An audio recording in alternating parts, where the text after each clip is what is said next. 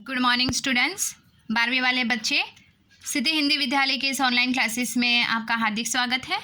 अब बच्चों, यहाँ पे हमारा ये जो काव्य जो है वो पतंग काव्य, तो इस पतंग काव्य हमारा ये जो है वो ख़त्म हो चुका है और उसके स्वाध्याय की हम लोग करीबन चर्चा कर रहे थे।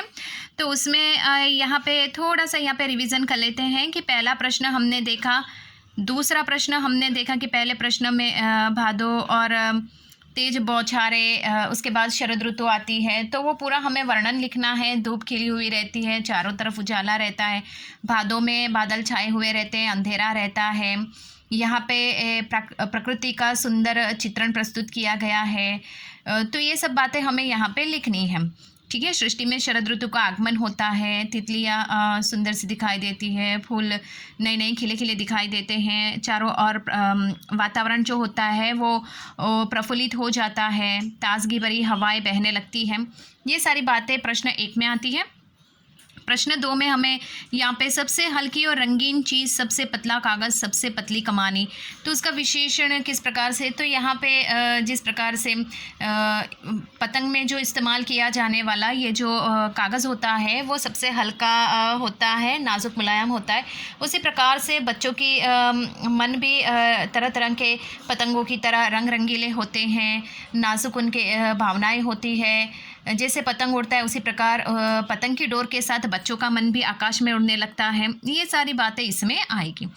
अब बिंब स्पष्ट कीजिए, करीबन ये हमारा चल रहा था। उसमें सबसे तेज़ बौछारें गई भादो गया, उसमें तेज़ बौछारें, तो वो सबसे पहले कौन सा बिंब, तो उसमें दृश्य। क्यों? क्योंकि हम देख सकते हैं बारिश हो रही है, ठीक है। और तेज़ बौछारें यानी गतिशील, बारिश गतिशील है, ठीक है ना।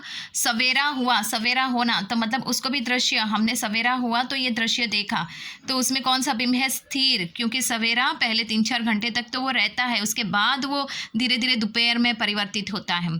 खरगोश की आंखों जैसा लाल सवेरा, खरगोश की आंख, ठीक है, जैसा लाल सवेरा, तो इसमें क्या है, हमने देखा, सूरज की किरणों को देखा, तो यहाँ पे दृश्य हुआ। और उसके साथ साथ स्थिर, सूरज की किरणें स्थिर रहती है, अर्थात वो स्थिर है, कभी ऐसा नहीं कि चलो भाई वो रहती है थोड़े पल के लिए भी, ऐसा नहीं, पलक झपकते ही गायब हो जाती है।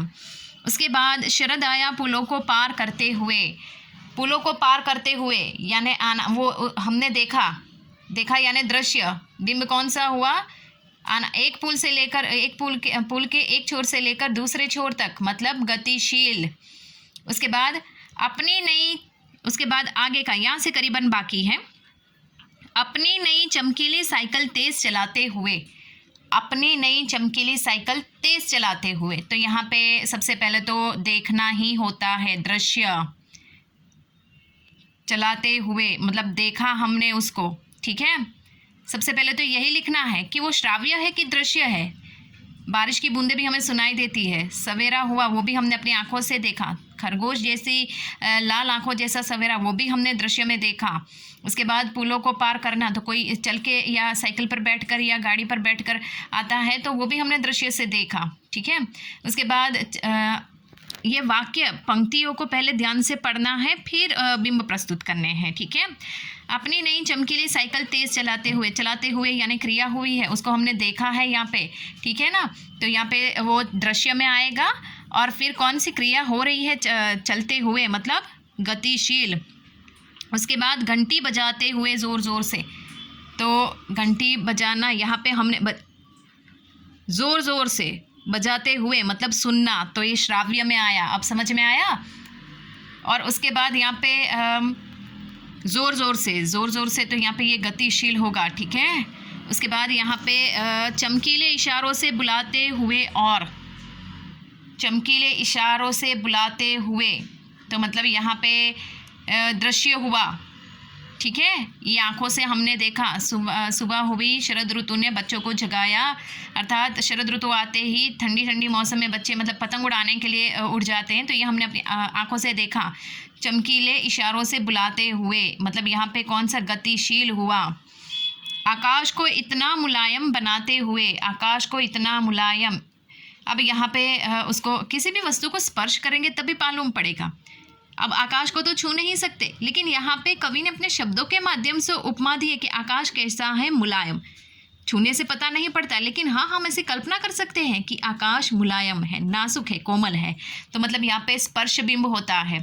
ठीक है, उसके बाद कि पतंग ऊपर उठ सके, तो इस पंक्ति में पतंग आकाश में ऊपर उठ रही है, ये हमने देखा, मतलब श्राव्य दृश्य हुआ। ठीक है, श्राव्य नहीं हुआ, श्राव्य में तो सुनना होता है। तो यहाँ पे पतंग ऊपर उठ सके, ऊपर उठ रही है, पतंग आकाश में उड़ रही है, मतलब ये क्या हुआ, कौन सा भाव, दृश्य। ठीक है, और फिर वो स्थिर, ऐसे ही नहीं, मतलब पतंग को उड़ाते उड़ाते थोड़ा सा समय लगता है, टाइम लगता है, ऐसे नहीं वो फट से जैसे कि एक दो लगाए और फिर आकाश में उड़ गई, तो फिर वहाँ पे स्थिर रहता है। ठीक है, तो यहाँ पे स्थिर बिंब होता है। अब यहाँ पे चौथा प्रश्न बच्चों, यहाँ पे सबसे पहले मैं आपको एक बात बता दूं कि हम ये जो स्वाध्याय की चर्चा कर रहे हैं, प्रश्नोत्तर की चर्चा कर रहे हैं, तो यहाँ पे हमें ये लिखने हैं अपनी कॉपी में। उम्मीद करती हूँ कि आप पहला, दूसरा, तीसरा, चौथा जितने भी प्रश्नों की हम चर्चा कर रहे हैं, मैं आपको जवाब बता रही हूँ, वो आपको वीडियो के हिसाब से सुन के आपको अपनी कॉपी में लिखने हैं। ठीक है, ये आपका होमवर्क है, आपको ये लिखना पड़ेगा। आप लिखोगे ना बच्चों तो आपके पास ये मटेरियल इकट्ठा होगा। अब यहाँ पे चौथा प्रश्न, जन्म से ही वे अपने साथ लाते हैं कपास, कपास के बारे में सोचे कि कपास से बच्चों का क्या संबंध बन सकता है। कपास यानी रुई।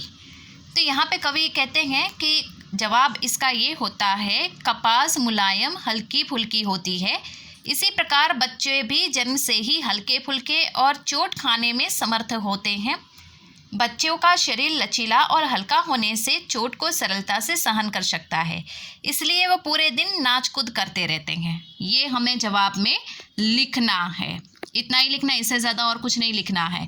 कि जिस प्रकार से कपास नाजुक मुलायम होती, हल्की फुल्की होती है, बच्चे भी जन्म के साथ ही ऐसे हल्के फुल्के नाजुक मुलायम चोट खाने योग्य समर्थ होते हैं। बच्चों को चोट लगती है बचपन में, तो उस समय उनका शरीर लचीला हल्का होता है, तो वो चोट सरलता से भर सकती है, ऐसा। उसके बाद पांचवा प्रश्न, पतंगों के साथ साथ वे भी उड़ रहे हैं, बच्चों का उड़ान से क्या संबंध बनता है। तो यहाँ पे आपको जवाब में लिखना है कि पतंग उड़ाते समय बच्चे रोमांचित है, अपनी खुशी को प्रकट कर रहे हैं। जिस प्रकार पतंग आकाश में उड़ती हुई ऊंचाइयाँ छूती है, उसी प्रकार बच्चे भी जैसे छतों पर डोलती हुई पतंग को उड़ा रहे हैं। वे किसी भी खतरे से बिल्कुल बेखबर हैं, एक संगीतमय ताल पर अपने शरीर हवा में लहराते हैं, वैसे वे खुद एक पतंग हो गए हैं। बच्चों का पतंग से विशेष लगाव होता है, वे रंगीन पतंग की तरह उनका रंगीन मन भी आकाश की ऊंचाइयों को छूना चाहता है। ये आपको जवाब में लिखना है। उसके बाद छठा प्रश्न, निम्नलिखित पंक्तियों को पढ़कर प्रश्नों का उत्तर दीजिए। ठीक है, छतों को भी नरम बनाते हुए दिशाओं को मृदंग की तरह बजाते हुए, अगर वो कभी गिरते हैं छतों के खतरनाक कोने से और बच जाते हैं, तब तो और भी निडर होकर सुनहले सूरज के सामने आते हैं। ये हमने पढ़ लिए, आपको याद होगा। आपने मतलब ये अभ्यास क्रम में मैं आपको सूची नेक्स्ट वाले वीडियो में मैं बताऊंगी कि आपको कौन कौन से लेसन पाठ पढ़ने हैं इस साल और कौन कौन से लेसन पाठ निकाल देने हैं। ठीक है, तो आपको पता होगा परीक्षा में प्रश्न पत्र में पूछा जाता है निम्नलिखित प्रश्न गद्य को पढ़कर नीचे दिए गए प्रश्नों के उत्तर। तो बिल्कुल ये हमें 5 पंक्तियाँ 6 पंक्तियाँ दी है, उसको पढ़ना है और नीचे जो प्रश्न दिए गए उसके जवाब हमें देने हैं उपरोक्त पंक्ति को पढ़कर। दिशाओं को मृदंग की तरह बजाने से क्या तात्पर्य है। ठीक है, तो उसमें हम क्या लिखेंगे, दिशाओं को मृदंग की तरह बजाते हुए का तात्पर्य संगीतमयी वातावरण की सृष्टि पैदा करना। क्या होता है इसका जवाब, संगीतमयी वातावरण की सृष्टि पैदा करना। दूसरा, जब पतंग सामने हो तो छतों पर दौड़ते हुए क्या आपको छत कठोर लगती है। तो हमें क्या लिखना है, उपरोक्त प्रश्नों को काव्य को पढ़कर, काव्य पंक्तियों पर पढ़कर अपने हिसाब से जवाब देना है। नहीं, जब पतंग सामने हो तो छतों पर दौड़ते हुए पतंग उड़ाने की मस्ती में उनकी कठोरता का एहसास नहीं होता। जब आपने देखा होगा जो बच्चे छतों के ऊपर दौड़ते हैं पतंग को लूटने के लिए, तो छत जो होती है काफ़ी मजबूत होती है, कठोर होती है, सख्त होती है, लेकिन फिर भी हमारे पैरों तले वो सख्तता, कठोरता का अनुभव हमें नहीं होता है। क्यों? क्योंकि हमारा ध्यान कहाँ होता है, पतंग के ऊपर। खतरनाक परिस्थितियों का सामना करने के बाद आप दुनिया की चुनौतियों के सामने स्वयं को कैसा महसूस करते हैं? तो यहाँ पे हमें इसमें लिखना है कि खतरनाक परिस्थितियों का सामना करने के बाद हम दुनिया की चुनौती के सामने स्वयं को सक्षम महसूस करते हैं। सक्षम यानी मजबूत, अर्थात हम खतरों का सामना करते हैं तब उससे जूझते हुए चुनौतियों का मुकाबला करने की शक्ति उत्पन्न होती है। तो हमें लिखना है ये निडर होकर सुनहरे सूरज के सामने आते हैं, तो ये जवाब इसमें आता है। तो हमें अपने हिसाब से इसमें लिखना है कि अगर कोई भी परिस्थिति हमारे सामने आती है तो हम क्या करेंगे, उसके साथ लड़ेंगे और लड़कर उसके साथ जीतने का प्रयास करेंगे। तो बच्चों यहाँ पे हमारा ये जो लेसन है, ये लेसन में आपको यहाँ पे स्वाध्याय प्रश्नोत्तर की चर्चा हो गई है। उसमें आपको लिखने वाले प्रश्न है पहला, दूसरा, तीसरा, चौथा, पाँचवा, छठा। ये प्रश्न आपको अपनी कॉपी में लिखने, ये आपका होमवर्क है, ठीक है। मैं उम्मीद करती हूँ आप कॉपी बनाओगे, आपको कॉपी में लिखना ही लिखना है ये प्रश्न के उत्तर, ठीक है। अब यहाँ पे नेक्स्ट वाले वीडियो में बच्चों जो अभ्यास क्रम है वो अभ्यास क्रम की सूची में आपको लिखवाती हूँ। Thank you.